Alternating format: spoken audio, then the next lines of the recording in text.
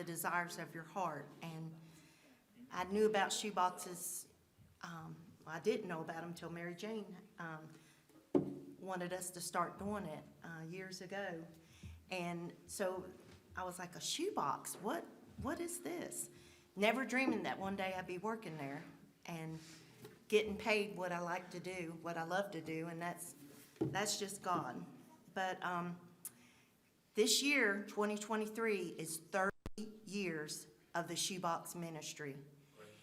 And, you know, we started doing a lot of our shoeboxes online that's able to reach the unreached people group. This is people that would never, ever hear the gospel.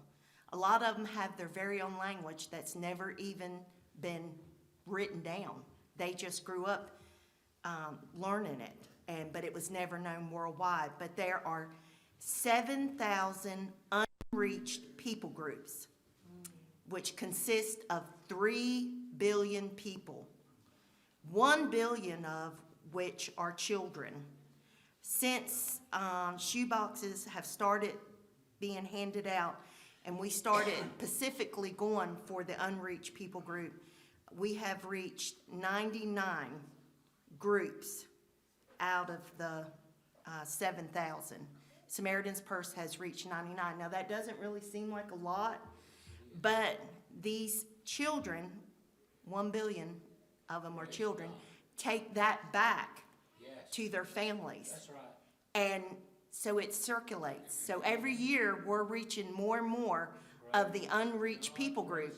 And you know, that's exactly what the Great Commission was go you out into all the world and preach the gospel to every creature. Yes.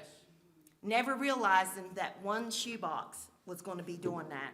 By being a part of that ministry, which I'm so thankful our church does such a big part, we're able to go forth and we're preaching that gospel. Amen.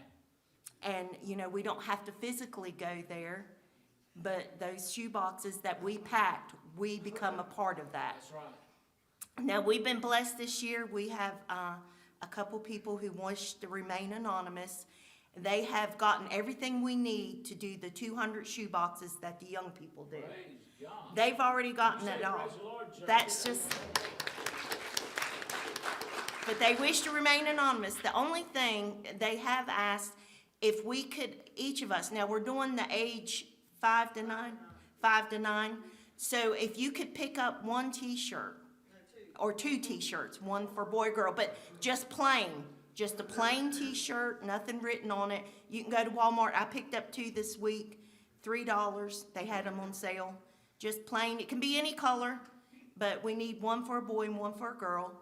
And we're going to put these in the shoe boxes. They between 5 and 9. So like a small youth, small or medium youth, you can get one small, one medium. If you could just do that, that's the only thing that we're going to need when we do get ready to pack. And we'll probably be packing sometime in October. We'll do a packing party. We want everyone to attend. It was just so much fun last year when we done that. I have a couple stories I want to share. To me, I love the testimonies that come back. Every year I'm waiting for them to publish the stories about the children that received the shoe boxes. And this one was just so funny. I loved it. This young boy, he said, my parents worked hard to provide for our family. They live in Senegal. And he said, we had 1 meal a day. We used candles and lanterns for light, and we slept on a bare floor. Now, this was last year. He said, as family members, we had to search on a daily basis for pieces of tarp, spare wood, or metal to cover their home. They had no permanent roof. So he said, you know, every time a storm would come through, they'd have to go out and look for pieces of stuff to put on their little shack. He said, but we were a happy family. We didn't have things. We didn't have things like a refrigerator or a mattress, but we were happy because we were a family and we were all together. Thankfully, this little boy received a shoebox. He was at a Christian camp. They actually had already had a Christian camp there. And he said he was ecstatic. At that Christian camp, they handed out shoeboxes. And he said, I was so excited to receive a pack of 2 toothbrushes, one of which I gave to my sister. And he said they were our first toothbrushes. Before that, we would rub charcoal and salt on our teeth. And I think how hard it is.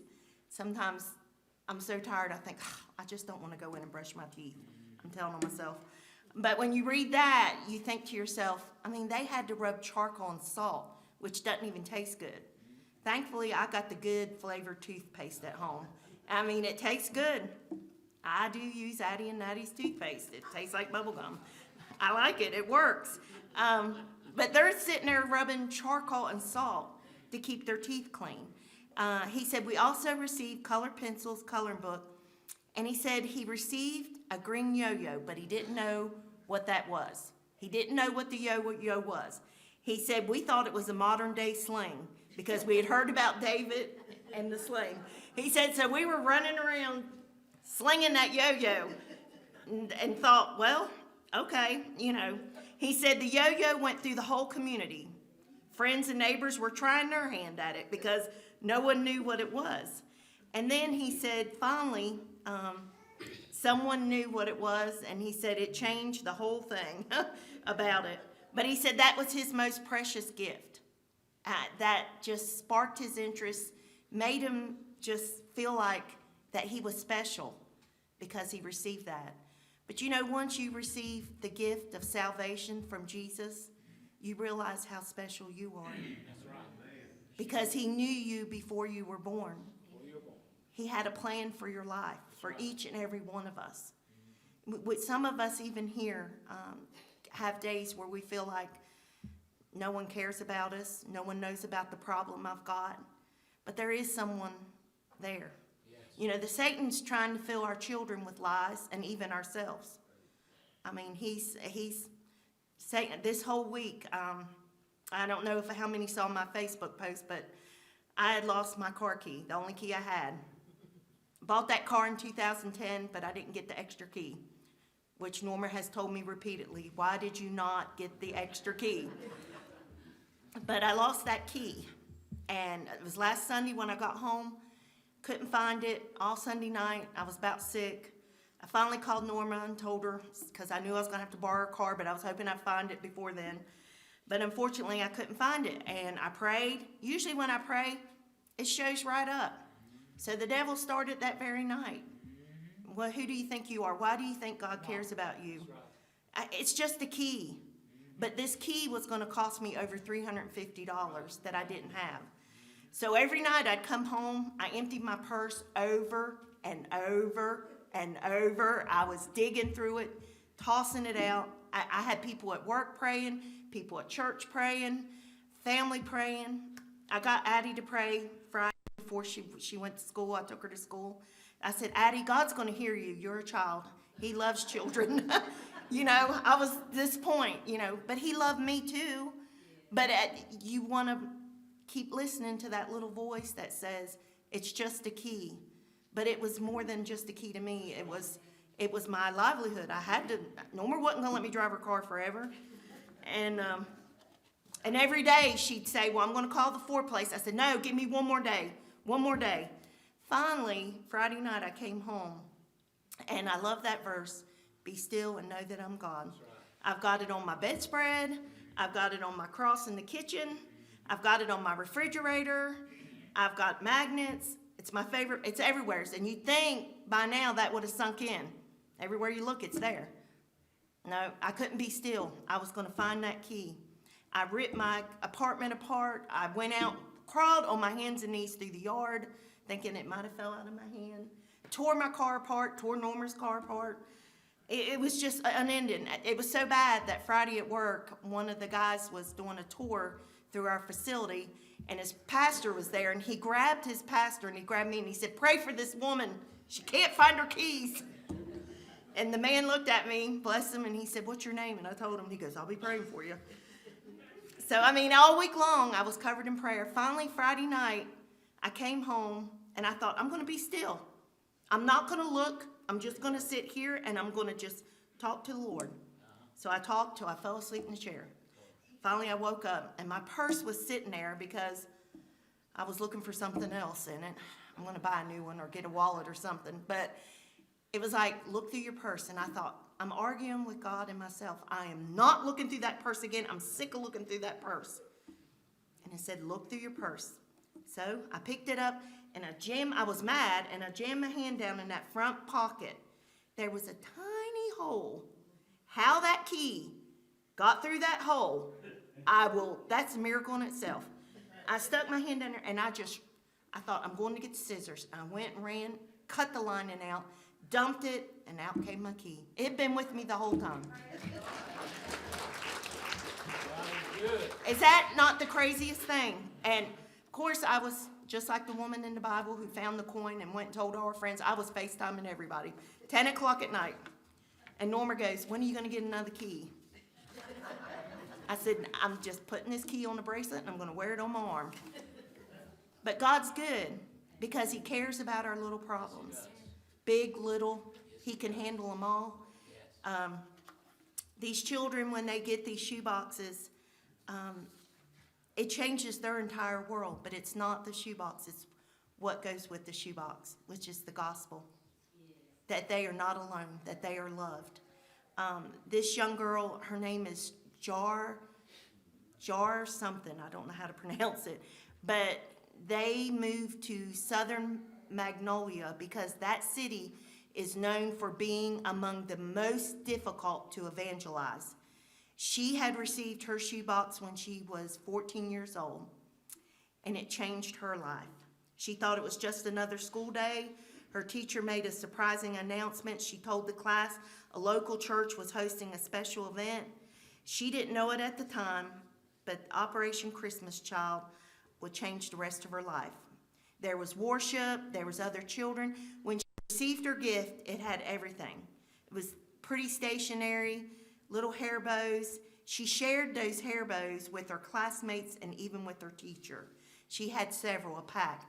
You know, you think about that whenever you put something in that box, it's not going for just one, it's going for many because they will share it. And when they share it, they share the gospel.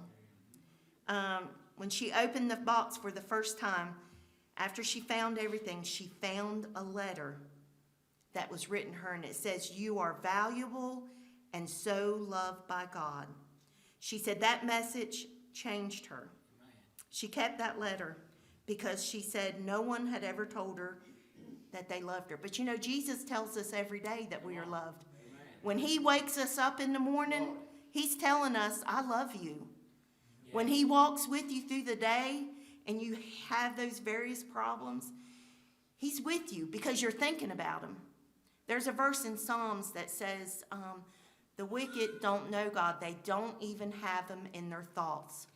One of the things I try to do every day is he in my thoughts? If I'm not frantically praying for help, I really try to say, God, thank you for waking me up today. Thank you that I have a car to drive. Yes. Thank you I got a job to go to. Yes. Not happy about it every day, but I'm thankful for it. These people literally don't even have anyone to tell them they love them. Right. Not all of them, but a vast majority are children who never know about love until they meet Jesus. We should tell our children, grandchildren every day that they are loved and that they're made in the image of an almighty God. Yes. There wouldn't be so much confusion about who they are. That's right. So she attended the greatest journey. She accepted the Lord. She became curious about the Bible. She found a church. And one thing Samaritan's Purse does is we partner with a church in that community. A lot of times if there's not churches, it's a school. But eventually, out of receiving these shoe boxes, someone gets the desire to start a church. And a seed is planted.